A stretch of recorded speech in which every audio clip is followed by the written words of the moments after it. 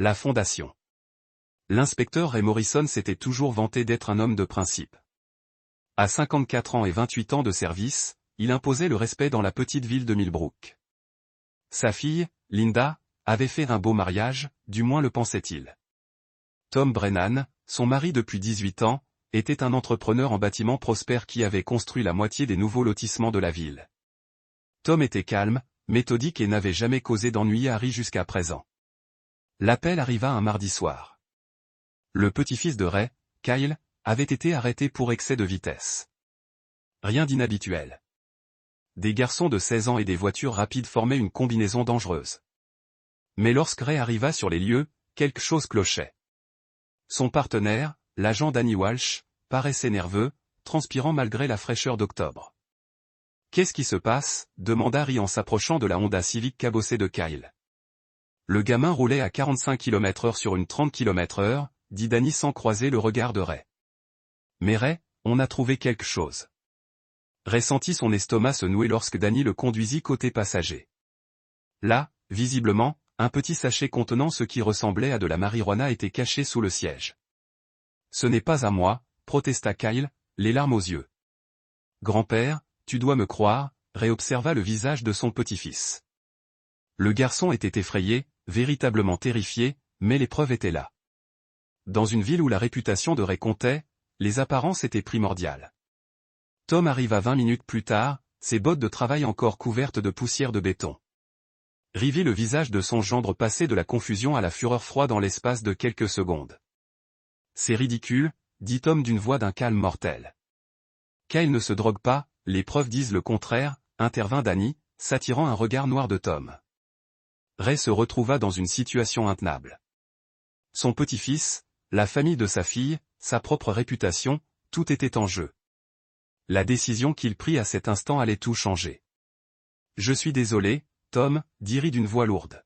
« Mais nous devons suivre le protocole. » Tandis qu'il menottait Kyle et le chargeait dans la voiture de patrouille, Ray perçut quelque chose dans l'expression de Tom. Ce n'était ni la défaite ni la résignation. C'était le regard d'un homme qui prenait des notes, mémorisait des visages, calculait les probabilités. Ray avait déjà vu ce regard dans le regard de criminels qui planifiaient déjà leur prochain coup. Chapitre 2. Des lignes tracées. Jamais la maison Brennan n'avait été aussi froide. Linda arpentait le salon. Ses cheveux auburn tiraient en arrière en une queue de cheval désordonnée. Le stress se lisait sur son visage. Elle pleurait par intermittence depuis l'appel concernant l'arrestation de Kyle. « Nous devons soutenir papa » dit-elle pour la 3e fois en 1 heure. « Il fait juste son travail. » Tom était assis dans son fauteuil en cuir, calme en apparence, mais intérieurement bouillonnant.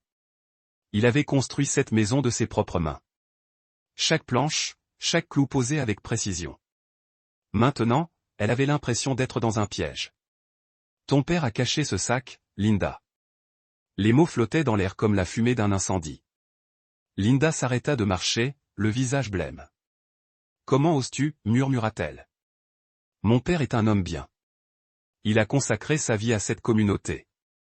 Ton père est un flic ripou qui vient de détruire l'avenir de notre fils pour me donner une leçon. » La main de Linda frappa le visage de Tom avec une force surprenante. Le bruit résonna dans la pièce comme un coup de feu. « Ne parle plus jamais de mon père sur ce ton. » Siffla-t-elle. K achetait probablement de la drogue à un dealer et s'est fait prendre. Papa l'a sauvé de pire. Tom toucha sa joue, sentant la douleur, mais son expression ne changea jamais. Alors, c'est comme ça. C'est comme ça depuis toujours, Tom. La famille avant tout. L'ironie ne lui échappa pas. La famille avant tout. Sauf quand il s'agissait de la famille qu'il avait construite avec elle. Plus tard dans la soirée, après que Linda fut couchée, Tom passa une série d'appels. Le premier à Marcus Riley, son avocat et ancien colocataire de fac. Le deuxième à une détective privée nommée Janet Cross. Le troisième à un numéro qu'il espérait ne plus jamais utiliser. Vincent, c'est Tom Brennan. J'ai besoin d'un service. La voix grave de Vincent Castellano exprimait des décennies de cigarettes et une vie plus difficile. Oh mon Dieu, ça fait longtemps. Qu'est-ce qui te ronge ? Quelqu'un a blessé mon enfant. J'ai besoin d'informations. L'information coûte plus cher de nos jours. L'argent n'est pas un problème. Il y eut un silence. Tu dois être sérieux si tu m'appelles. Envoie-moi les détails par SMS. Je te recontacterai. En raccrochant, Tom ne remarqua pas Linda dans le couloir. Il en avait assez entendu pour savoir que son mari préparait quelque chose qui allait déchirer leur famille. Chapitre 3, le plan de l'architecte. Le lendemain matin, une réunion de famille inconfortable eut lieu chez Ray Morrison. La mère de Linda, Carol, s'activait dans la cuisine pour préparer le café tandis que le frère cadet de Linda, Mike, était assis à la table, l'air mal à l'aise. Mike était pompier, 32 ans, avec la même mâchoire forte que son père, mais un regard plus doux. Tout cela va s'arranger, dit Carol d'une voix artificiellement claire. Les enfants font des erreurs. Kyle en tirera des leçons. Tom était assis en face. Ry observait l'homme qui avait élevé la femme qu'il aimait depuis 18 ans. Ry était toujours beau à 54 ans, cheveux argentés et larges épaules, avec une prestance qui imposait un air de grandeur. Mais Tom regardait plus loin, découvrant des choses qui lui avaient échappé. La question, dit Ray, est la suivante, comment gérer cette situation en famille en disant la vérité, répondit Tom d'un ton neutre. La vérité, c'est que votre fils a été arrêté avec des substances illicites, rétorqua Ry. J'aurais pu détourner le regard, mais ça n'aurait pas été bien. Papa a raison, dit Linda en tendant la main pour serrer celle de son père. On ne peut pas tolérer le comportement de Kyle. Mike s'agita, mal à l'aise. On devrait peut-être se concentrer sur son aide plutôt que de chercher des coupables. Tom faillit sourire. Mike était le seul dans la pièce à avoir un peu de bon sens, ce qui rendait la situation encore plus tragique. Kyle consulte déjà un thérapeute, dit Tom. Désigné par le tribunal, mais il clame son innocence. Bien sûr qu'il le fait, railla Ray. Ils le font tous. Cet après-midi-là, Tom reçut son premier colis de Vincent. Il contenait des photos de surveillance, des relevés financiers et une chronologie détaillée des activités de Ray Morrison au cours des 6 derniers mois. Ce que Tom trouva enfoui. Dans ces documents, le fils adossé à sa chaise de bureau et sifflait. L'inspecteur Ray Morrison n'était pas seulement un flic corrompu. C'était un entrepreneur. La marijuana plantée dans la voiture de Kyle provenait d'une cellule de détention de preuves, dans le cadre d'une opération plus vaste où les drogues confisquées étaient revendues via un réseau de dealers. Ry, lui, n'était pas là. Un cerveau, certes, mais un acteur clé. Mais là n'était pas l'intérêt. L'intéressant, c'était de savoir qui était le principal partenaire de Ray dans l'opération. Danny Walsh, l'agent nerveux qui avait découvert la drogue dans la voiture de Kyle. Tom sourit pour la première fois depuis des jours. Architecte de formation, il comprenait que tout bâtiment avait besoin de fondations solides avant de pouvoir en construire les murs. Ray Morrison venait de lui offrir les bases parfaites pour sa vengeance. Le deuxième colis de Vincent arriva ce soir-là. Celui-ci contenait quelque chose d'encore plus précieux, un appareil d'enregistrement assez petit pour tenir dans un stylo et des instructions détaillées sur son utilisation. Linda trouva Tom dans son bureau, entouré de papiers et de photos. « Sur quoi travaillez-vous » demanda-t-elle d'un ton décontracté. « Juste des estimations de projet » mentit Tom avec aisance. Le projet Patterson avance plus vite que prévu. Elle s'approcha et Tom recouvrit négligemment les photos d'un plan. Mais Linda en avait assez vu. On dirait des photos de mon père. Tom leva les yeux vers sa femme, celle avec qui il avait partagé son lit et ses rêves pendant 18 ans, et sentit quelque chose se briser dans sa poitrine. C'étaient des photos du palais de justice, dit-il. Pour la candidature du nouveau complexe municipal. Linda hocha la tête, mais Tom lut le doute dans ses yeux. Elle ne le croyait pas, ce qui signifiait qu'elle avait déjà choisi son camp. Cette nuit-là, tandis que Linda dormait à ses côtés, Tom fixa le plafond et prit sa décision finale. Il essayait de construire une vie fondée sur la confiance et l'amour. Mais ses fondations s'étaient révélées fragiles. Il était temps de construire quelque chose de complètement différent, quelque chose de permanent. Chapitre 4. L'orage se préparait. L'audience préliminaire pour l'affaire Kyle était prévue pour le lundi suivant. Tom passa le week-end à se préparer, mais pas comme sa famille l'espérait. Alors que Linda pensait rencontrer leur avocat, Tom était en réalité assis dans le bureau de l'entrepôt de Vincent Castellano, du mauvais côté de la ville. Vincent ressemblait à s'y méprendre à quelqu'un qui avait passé 40 ans à hésiter entre la légalité et l'illégalité. Main marquée, barbe de 3 jours grise et yeux qui en avaient trop vu. Son entrepôt était officiellement un distributeur de pièces détachées automobiles. Mais tout le monde savait que Vincent trafiquait des informations, des faveurs et parfois des services plus exigeants. Votre fils est propre, dit Vincent en glissant un épais dossier sur le bureau. Élève modèle? Non. Prieur ne boit même pas, pendant ce temps, votre beau-père arrondit ses fins de mois depuis 2 ans. Tom ouvrit un dossier et trouva des photos, des relevés bancaires et des relevés téléphoniques. Ray Morrison et Danny Walsh avaient détourné des preuves dans les locaux de stockage et revendu la drogue confisquée à des dealers. L'opération était modeste, mais rentable. Environ 50 000 $ sur 2 ans. Pourquoi piéger, Kyle? Demanda Tom. À ma connaissance. Votre fils était juste opportun. Morrison devait montrer à son partenaire qu'il était sérieux dans sa volonté de se protéger. Infiltrer des preuves sur un proche envoie un message. Personne n'est au-dessus de tout soupçon. Tom étudia une photo de Ray comptant de l'argent dans ce qui ressemblait à un garde-meuble. Quelle est la solidité de ces preuves? Suffisamment solide pour mettre fin à des carrières et déclencher des peines de prison. Mais voilà, Tommy. Ta femme aussi te pose des questions. Arrêtons Tom net. Quel genre de questions? Elle a engagé un détective privé il y a 3 jours. Elle veut savoir où tu passes ton temps. À qui tu parles? Une femme se prépare à la guerre. Tom se renversa dans son fauteuil, sentant les pièces de sa vie se réorganiser. Linda ne se contentait pas de défendre son père. Elle s'en prenait activement à son propre mari. Il y a plus. Vincent continua. Ton beau-frère, Mike, a rencontré Linda et ton beau-père. On dirait que toute la famille est soudée. Mike est quelqu'un de bien, dit Tom, même si le doute s'installe. Les gentils font parfois des bêtises sous la pression familiale. D'après ce que je vois, il prévoit de présenter un front uni à l'audience. Ton fils va être jeté sous un bus et tu vas être dépeint comme un père délirant qui n'accepte pas la culpabilité de son enfant. Tom se leva, l'esprit déjà occupé à anticiper les imprévus. J'ai besoin de plus que des preuves d'un trafic de drogue. J'ai besoin d'une assurance. Vincent sourit, dévoilant des dents tachées par des décennies de café et de cigarettes. Tu parles ma langue. Quel genre d'assurance? Celle qui fait réfléchir à 2 fois avant de trahir sa famille. Ce soir-là, Tom rentra chez lui et trouva Linda organisant un dîner de famille. Ray, Carol et Mike étaient tous là, ainsi que Kyle, qui avait l'air malheureux et abattu. La conversation s'interrompit lorsque Tom entra. On discutait juste de l'avenir de Kyle, dit Linda d'une voix artificiellement doucereuse. Tom regarda son fils, vit le désespoir dans ses yeux et sentit sa détermination se renforcer. Et qu'as-tu décidé? Kyle va plaider coupable de possession, dit Ray fermement. Avec ma recommandation, il aura des travaux d'intérêt général et une probation. 1 an de répit. Non, dit simplement Tom. Le silence se fit. Même Carol cessa de servir le dîner. Excusez-moi. La voix de Ray était tranchante. Kyle est innocent. Il ne plaide coupable de rien. Mike s'éclaircit la gorge.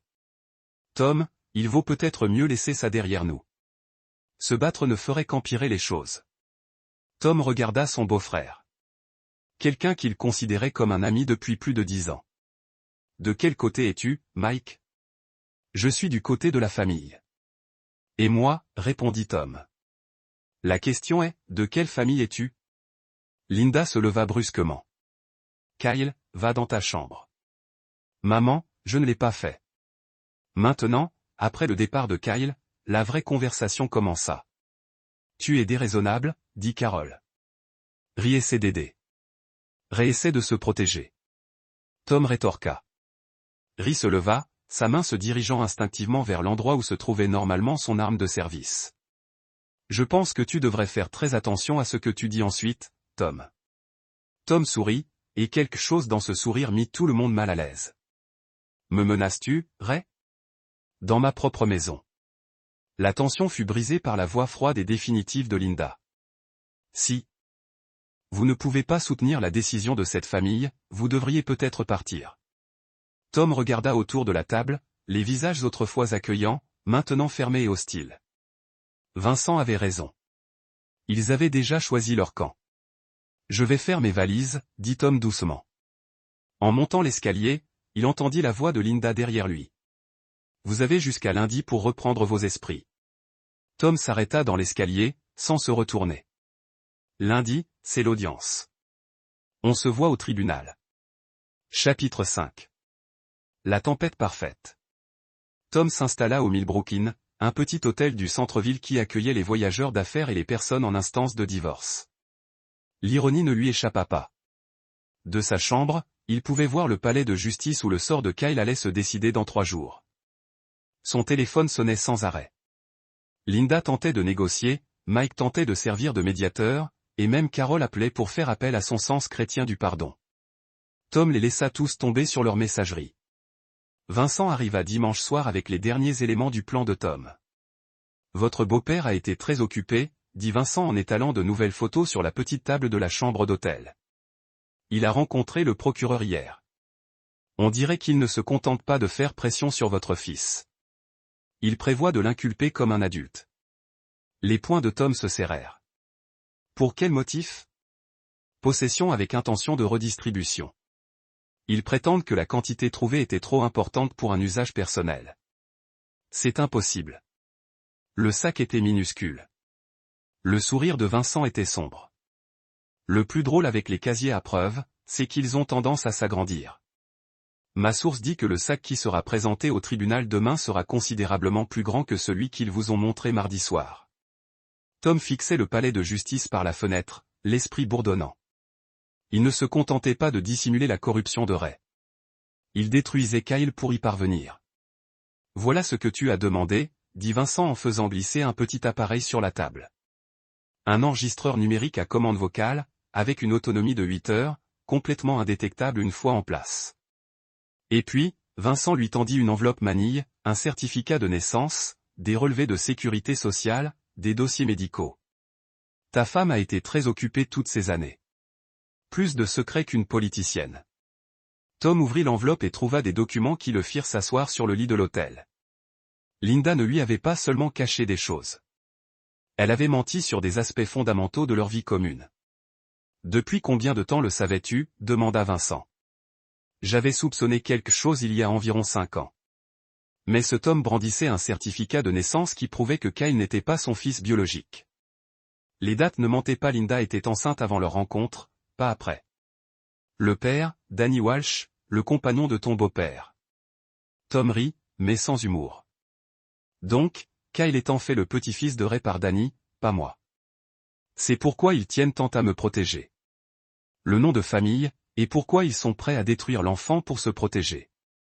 Si cela se révèle, cela révélera à la fois l'affaire et le trafic de drogue. Tom se leva et se dirigea vers la fenêtre. En contrebas, le palais de justice paraissait paisible dans la lumière du soir. Demain, ce serait un champ de bataille. Vincent, j'ai besoin que tu fasses quelque chose pour moi. Dis-moi. Je veux que tu sois dans cette salle d'audience demain et que tu enregistres tout. Lundi matin, il était gris et froid. Tom portait son plus beau costume, bleu marine, classique, le genre de tenue qui suggérait respectabilité et assurance tranquille. Il prit son petit déjeuner seul au restaurant de l'hôtel, regardant le reportage local sur l'adolescent en difficulté issu d'une famille importante du bâtiment. Le palais de justice était déjà bondé quand Tom arriva. Marcus Riley, son avocat, le rejoignit sur les marches. « Tom, il faut qu'on parle », dit Marcus d'un ton pressant. L'accusation vient de modifier les chefs d'accusation. Ils prétendent que Kyle avait assez de marijuana pour la revente. « Je sais », dit Tom calmement. « Comment as-tu pu t'en moquer ? Le fait est que cela change tout. On ne parle plus de simple possession. Ça peut être synonyme de vraie peine de prison. » Tom regarda son plus vieil ami, quelqu'un en qui il avait confiance depuis 20 ans. « Marcus, de quel côté es-tu ? Que veux-tu dire ? Je veux dire, tu travailles pour moi ? Ou quelqu'un t'a-t-il aussi eu ? » Le visage de Marcus pâlit. « Tab, tu es paranoïaque. Personne ne m'a eu. Alors pourquoi n'as-tu pas contesté les accusations modifiées ? Pourquoi me pousses-tu à accepter un arrangement qui ruine la vie de mon fils ? » Marcus regarda nerveusement autour de lui, car il faut parfois accepter la réalité. Tom hocha lentement la tête. « Tu as raison. Parfois, c'est le cas. » À l'intérieur du palais de justice, Tom vit sa famille rassemblée dans la galerie. Linda était assise avec ses parents, Mike à côté d'eux, tous affichant un front uni. On aurait dit qu'il assistait à des funérailles, ce qui était le cas d'une certaine manière. Kyle était assis à la table des accusés, l'air petit et perdu dans son costume trop grand, lorsqu'il vit Tom. Le visage du garçon s'illumina d'espoir et de soulagement. « Papa, tu es venu. »« Bien sûr que je suis venu, » dit Tom en posant une main sur l'épaule de son fils. Le mot « fils » semblait différent maintenant, mais l'amour restait le même. La biologie ne déterminait pas la famille. La loyauté, oui.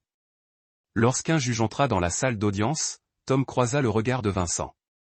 L'homme était assis au dernier rang, habillé comme n'importe quel observateur, son équipement dissimulé et prêt. « Levez-vous pour l'honorable juge Patricia Hawkins. » Tom se leva, sentant le poids de l'enveloppe manie dans la poche de sa veste. Dans quelques minutes, chacun dans cette salle comprendrait le véritable sens de la loyauté familiale et de la trahison. Chapitre 6. Le jugement commence. La juge Hawkins était une femme d'une soixantaine d'années, austère, connue pour diriger une salle d'audience efficace et peu tolérante aux effets de scène. Elle siégeait depuis 15 ans et avait vu toutes les affaires que Millbrook pouvait produire. « Nous sommes ici pour la mise en accusation de Kyle Brennan », annonça-t-elle. « Que plaide l'accusé ?» Marcus commença à se lever, mais Tom posa une main ferme sur son épaule. « Votre honneur, avant de plaider coupable, j'aimerais présenter des éléments de preuve pertinents à cette affaire. » Le juge Hawkins fronça les sourcils. « Monsieur Brennan, il s'agit d'une mise en accusation, pas d'un procès. La présentation des preuves viendra plus tard. Votre honneur, ces éléments de preuve sont directement liés à l'intégrité des accusations portées. Je pense qu'ils sont pertinents pour l'examen par le tribunal des modalités de libération sous caution et de plaidoyer. » À la table de l'accusation, le procureur Robert Chin parut agacé. « Votre honneur, c'est tout à fait irrégulier. La défense tente manifestement de gagner du temps. » Tom se leva. « Votre honneur, je ne suis pas l'avocat de la défense. Je suis le père de l'accusé et j'ai des informations que ce tribunal doit connaître. » Le murmure dans la galerie fut immédiat. Linda se leva à moitié de son siège, le visage confus et l'inquiétude grandissante. Le juge Hawkins réfléchit un instant. « Monsieur Brennan, vous avez 5 minutes pour présenter les éléments de preuve que vous jugez pertinents, mais il est préférable que ce ne soit pas une perte de temps pour le tribunal. » Tom fouilla dans sa veste et en sortit l'enveloppe manille, mais au lieu de l'ouvrir immédiatement, il se tourna vers la galerie. « Votre honneur, avant de présenter ces preuves, je dois demander à l'inspecteur Ray Morrison de se lever. » Le visage de Ray devint blême, mais il se leva lentement, son uniforme de police impeccable. « Inspecteur Morrison, c'est vous qui êtes intervenu et qui avez découvert la prétendue marijuana dans le véhicule de mon fils. » « Exact. J'étais sur les lieux. » « Oui, » dit Ray prudemment. « Et vous pouvez jurer sous serment que la preuve n'a pas été dissimulée. » Le procureur Chin se leva. « Objection. Monsieur Brennan n'est pas qualifié pour mener un interrogatoire. » Retenu. Le juge Hawkins dit, « Monsieur Brennan, venez-en à votre point. » Tom ouvrit l'enveloppe et en sortit une série de photographies. « Votre honneur, ces photographies montrent l'inspecteur Morrison et l'agent Danny Walsh en train de vendre, semble-t-il, de la drogue confisquée dans le casier à preuves. » La salle d'audience s'est effondrée. Ray s'est assis durement, le visage blême. Linda était debout, criant quelque chose que Tom n'entendait pas dans le chaos ambiant. La juge Hawkins frappait du marteau pour rappeler l'ordre. Tom a poursuivi, sa voix s'élevant au-dessus du brouhaha. J'ai des relevés bancaires montrant que l'inspecteur Morrison a reçu plus de 50 000 $ de dépôts inexpliqués au cours des 2 dernières années. Dachin discutait frénétiquement avec ses assistants. Ray Morrison semblait au bord d'une crise cardiaque. Votre honneur, a déclaré Tom. Je soutiens que ces accusations contre mon fils font partie d'une opération de dissimulation visant à protéger un policier corrompu qui devait démontrer sa légitimité en sacrifiant un garçon innocent. La juge Hawkins avait rétabli l'ordre, mais de justesse. Monsieur Brennan, ce sont des allégations très graves. Avez-vous des preuves pour les étayer? Tom tendit l'enveloppe à l'huissier. Tout y est, votre honneur, les dossiers financiers, les photos de surveillance et les déclarations des témoins. Votre honneur, le procureur Chin dit d'un ton désespéré, nous demandons une suspension immédiate pour examiner ces prétendues preuves. D'accord, nous nous réunirons à nouveau dans 2 heures. Alors que la salle d'audience commençait à se vider, Tom sentit une main sur son épaule. Il se retourna et vit Ray Morrison, le visage mêlé de rage et de désespoir. « Fils de pute !» siffla Ray. « Tu n'as aucune idée de ce que tu viens de faire. » Tom regarda l'homme qui avait élevé sa femme, qui avait été le grand-père de Kyle, qui les avait tous abandonnés pour protéger ses propres intérêts. « Je sais exactement ce que j'ai fait, » dit Tom doucement. « J'ai commencé à dire la vérité. » Ray se pencha plus près. « Ce n'est pas fini. »« Vous avez raison, » répondit Tom. « Ce n'est que le début. » Alors que Ray s'éloignait, Tom remarqua Linda qui s'approchait.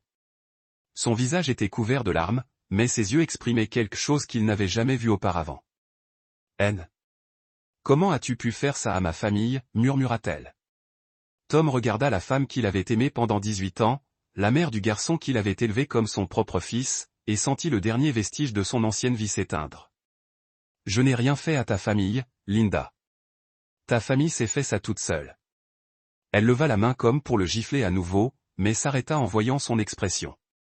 Quelque chose dans le regard de Tom l'avertit que cette fois, il ne resterait peut-être pas les bras croisés. « Ce mariage est terminé, » dit-elle. Oui, Tom était d'accord. Alors que Linda s'éloignait, Tom se tourna vers Kyle, qui avait observé tout l'échange avec de grands yeux. « Papa, que se passe-t-il » Tom passa son bras autour des épaules du garçon. « On rentre à la maison, fiston. Tu es vraiment à la maison. » Pour la première fois depuis une semaine, Kyle sourit. Chapitre 7. Dénouement. La suspension de 2 heures s'est transformée en une enquête qui a duré toute la journée. À 17 heures, Ray Morrison et Danny Walsh étaient en garde à vue, et le procureur Chin était dans le bureau du juge Hawkins, expliquant pourquoi son bureau n'avait pas correctement examiné les preuves dans l'affaire Kyle. Tom était assis à la cafétéria du tribunal avec Kyle et Marcus, regardant les informations sur la petite télévision installée dans un coin. Le scandale faisait déjà la une de tout l'État. La corruption de la police d'une petite ville révélée par un père désespéré. « Depuis combien de temps prépares-tu ça ?» demanda Marcus doucement. « Depuis le moment où Linda m'a giflé pour avoir dit la vérité sur son père, » répondit Tom. Kyle parut perplexe. « Mais papa, comment as-tu su que grand-père était corrompu ?» Tom étudia le visage de son fils.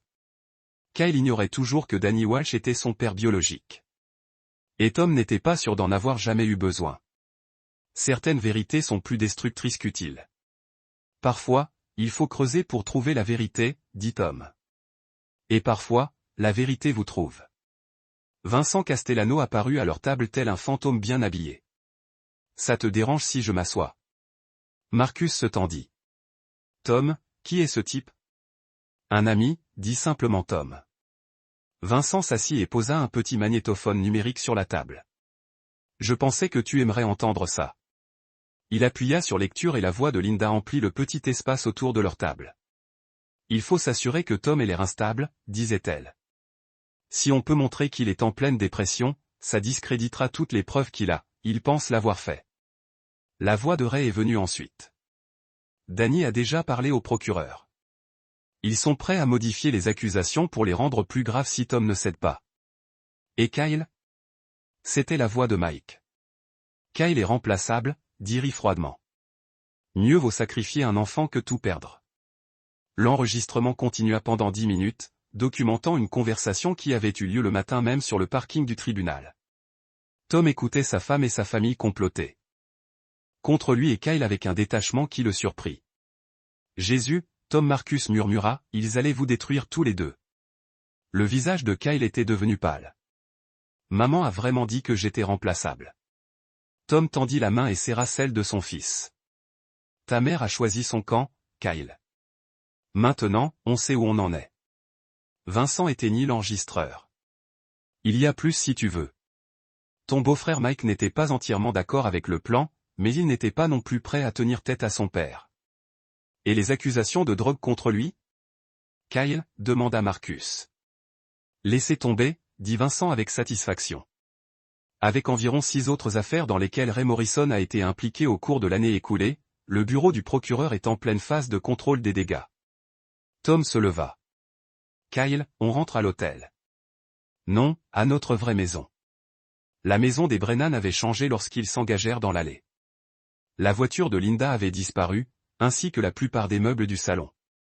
Tom n'était pas surpris. Elle était probablement chez ses parents, en train de se ressaisir et de planifier son prochain déménagement. Ils parcoururent la maison ensemble, faisant l'inventaire. Linda avait été occupée pendant la journée par les procédures judiciaires. Elle avait emporté ses vêtements, ses bijoux et plusieurs meubles ayant appartenu à sa grand-mère. Mais elle avait aussi emporté des choses qui ne lui appartenaient pas. L'ordinateur de Kyle, les outils de Tom, même un album photo contenant ses photos de bébé. Elle a tout pris, dit Kyle tristement. Elle a pris des choses, corrigea Tom. Il y a une différence. Ce soir-là, alors que Kyle faisait ses devoirs à la table de la cuisine, il essayait. Pour faire comme si tout était normal, Tom était assis dans son bureau, planifiant la prochaine étape de sa campagne. Vincent lui avait fourni suffisamment de preuves pour détruire la carrière de Ray Morrison et l'envoyer en prison. Mais ce n'était que le début. Son téléphone sonna. Le numéro de Linda. Bonjour, Linda. Il faut qu'on parle. Sa voix était soigneusement contrôlée, mais Tom percevait la tension sous-jacente. Je t'écoute. Retrouve-moi au Morrison S dîner. Dans 1 heure. Viens seul. Pourquoi ferais-je ça? Parce que si tu ne viens pas, tu ne reverras plus jamais Kyle. La ligne fut coupée. Tom fixa le téléphone, sentant une colère froide et familière s'installer dans sa poitrine. Linda venait de commettre sa plus grosse erreur. Il appela Vincent. J'ai besoin de renfort, dit Tom. Quel genre de renfort? Le genre qui m'assure de sortir du Morrison S dîner en un seul morceau. En route. Alors que Tom s'apprêtait à partir, Kyle leva les yeux de ses devoirs. Où vas-tu, papa? Pour en finir, dit Tom une fois pour toutes. Chapitre 8, le Gambit final. Le Morrison S dîner était assis. À la sortie de la ville, une épicerie américaine classique qui servait les routiers et les habitants depuis 40 ans. À 20 h, un lundi soir, elle était presque vide, à l'exception de quelques habitués au comptoir et de Linda Brennan assise seule dans un box au fond.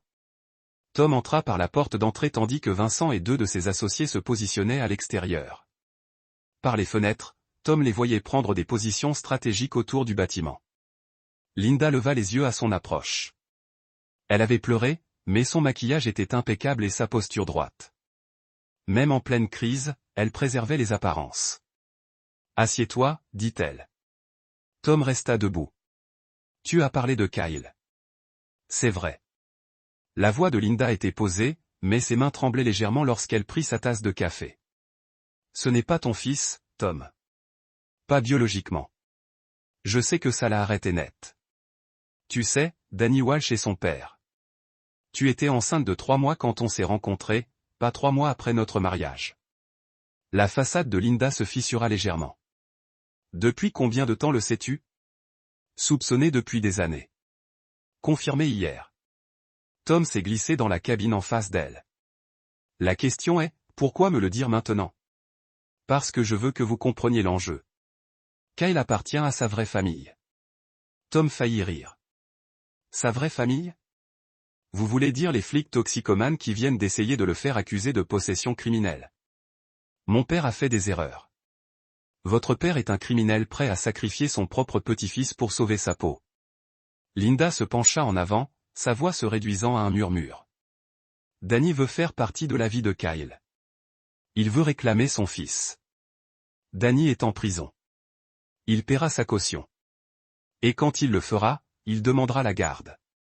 Tom scruta le visage de sa femme à la recherche d'indices. Elle mentait sur quelque chose, mais il ne pouvait pas déterminer quoi.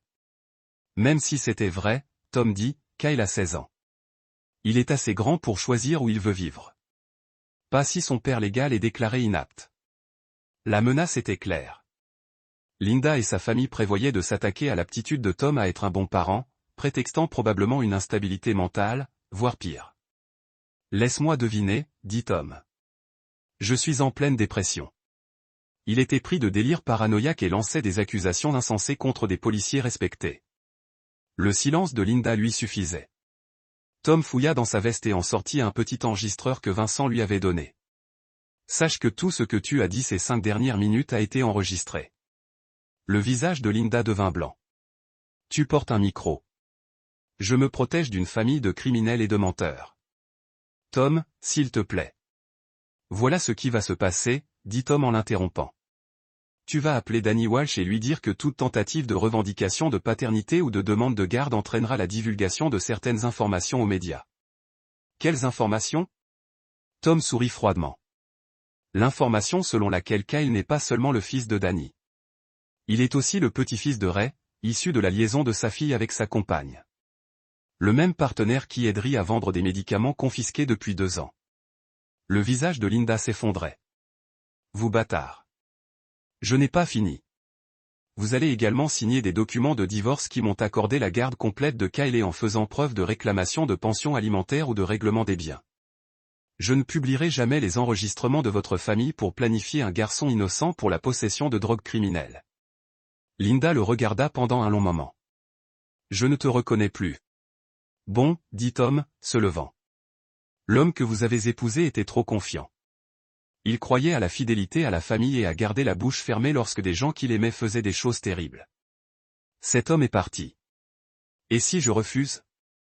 Tom baissa les yeux sur la femme avec laquelle il avait l'intention de vieillir. Ensuite, vous découvrirez à quel point je peux être impitoyable lorsque quelqu'un menace mon fils.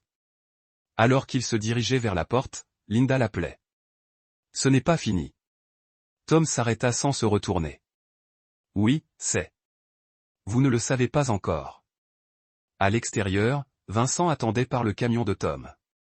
Comment ça s'est passé? Elle va se battre. Attendez cela. Vous êtes prêt pour la prochaine phase? Tom regarda le restaurant où Linda était toujours assise dans le stand, appelant probablement son père ou son avocat ou les deux. Quelle est la prochaine phase? Vincent sourit. La phase où nous cessons de jouer à la défense et commençons à jouer l'offense. Chapitre 9. Cendre et nouvelle fondation. 3 mois plus tard, Tom se tenait dans les ruines de l'empire familial Morrison et a senti quelque chose qui approchait de la satisfaction. Ray Morrison avait été condamné à 5 ans de prison fédérale pour trafic de drogue et corruption. Danny Walsh a obtenu 3 ans pour son rôle dans l'opération. Le service de police de Millbrook était sous la surveillance fédérale et la moitié de la force avait été remplacée. Linda avait combattu le divorce pendant exactement 6 semaines avant que la deuxième phase de preuve de Vincent ne l'ait convaincu que la reddition était sa seule option. Les enregistrements du complot de sa famille étaient dommageables, mais les dossiers financiers montrant que sa connaissance des activités criminelles de son père était dévastatrice. Elle avait signé les papiers accordant à Tom la garde à vue de Kyle et est repartie avec rien d'autre que sa voiture et ses vêtements. Kyle était en plein essor. Le garçon avait commencé à voir un thérapeute pour faire face au traumatisme de son arrestation et à la révélation de la trahison de sa famille. Mais il était résilient. Ses notes s'étaient améliorées et il avait fait l'équipe de baseball universitaire. Plus important encore, il avait cessé de regarder par-dessus son épaule, a cessé d'attendre la trahison suivante. Les activités de construction de Tom avaient en fait bénéficié du scandale. Être l'homme qui avait exposé la corruption policière et sauvé son fils lui avait donné une certaine cache dans la communauté. De nouveaux contrats étaient plus rapides qu'il ne pouvait les gérer. Le seul Tom de la victime regretté à l'occasion était Mike Morrison.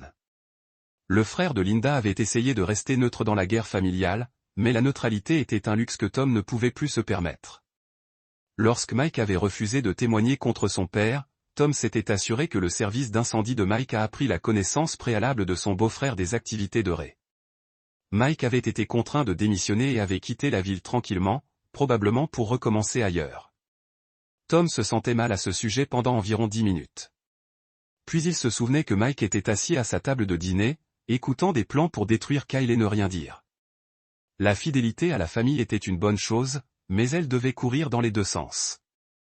Un mardi soir de janvier, Tom et Kyle travaillaient ensemble dans le garage pour reconstruire le moteur de la Honda de Kyle.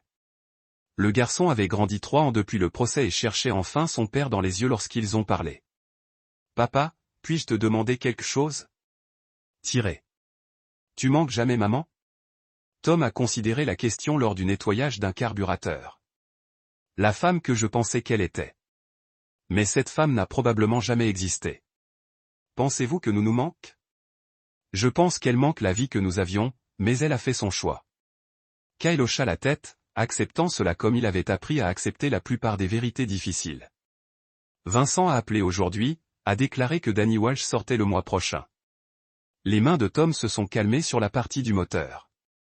Prévoit-il de causer des ennuis? Vincent ne le pense pas. Apparemment, Danny a un emploi aligné dans le Colorado. Veulent disparaître et recommencer. Smart man. Ils ont travaillé dans un silence confortable pendant un certain temps. Le son des outils et du rock classique calme remplissant le garage. Enfin, K a repris. Je sais que Danny est mon père biologique. Tom leva les yeux. Depuis combien de temps avez-vous su depuis le procès? J'ai entendu Linda parler à son avocat. Kyle haussa les épaules. Ne change rien. Tu es toujours mon père. Tom sourit, sentant quelque chose de chaud s'installer dans sa poitrine. Putain je suis. Et si quelqu'un essaie de me retirer de vous, le sourire de Tom est devenu froid. Ils apprendront pourquoi c'est une mauvaise idée. Plus tard dans la soirée, après que Kyle s'est couché, Tom s'est assis dans son étude, en examinant les rapports finaux de l'enquête de Vincent. Chaque dessin y avait été attaché, chaque ennemi neutralisé ou neutralisé. Ray Morrison mourrait en prison. Danny Walsh disparaîtrait dans l'obscurité. Linda s'était remariée dans les 2 mois. Un manager intermédiaire de la ville suivante pour qui n'avait aucune idée du genre de femme qu'il avait entrepris. Le téléphone de Tom a sonné. Numéro inconnu. Bonjour, monsieur Brennan, c'est l'agent Sarah avec le FBI. Je me demande si nous pouvions parler. Le sang de Tom a refroidi quoi? Nous enquêtons sur certaines irrégularités dans les preuves contre une affaire de corruption de la police de Morrison. Certains de nos comptables médico-légaux ont des questions sur la façon dont certains dossiers financiers ont été obtenus. Tom était silencieux pendant un long moment. Demandez-vous si j'ai enfreint des lois pour exposer les criminels. Je demande si vous seriez prêt à nous rencontrer pour discuter de votre méthodologie. Tom a pensé à Ray Morrison dans sa cellule fédérale, à propos de Danny Walsh planifiant son évasion au Colorado, à propos de Linda commençant sa nouvelle vie avec un homme qui serait probablement aussi naïf que Tom l'avait été autrefois. Agent Chin, je pense que vous constaterez que tout ce que j'ai fait était en défense de ma famille, et je recommencerai tout. C'est ce que j'avais peur de dire. Envisagez-vous de m'arrêter? Cela dépend de ce que nous trouvons.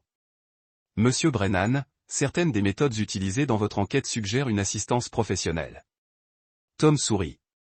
Agent Chin, je suis un entrepreneur en construction qui a construit la moitié de cette ville de ses propres mains. Quand quelqu'un essaie de détruire ma famille, je construis quelque chose pour les arrêter. Et si nous trouvons des preuves de surveillance illégale ou de falsification des preuves, vous devrez le prouver devant le tribunal. Et agent Chin. Je suis devenu très bon dans les présentations de la salle d'audience ces derniers temps. Après avoir raccroché, Tom s'est assis sur sa chaise et a réfléchi à ses options. L'enquête du FBI était probablement inévitable.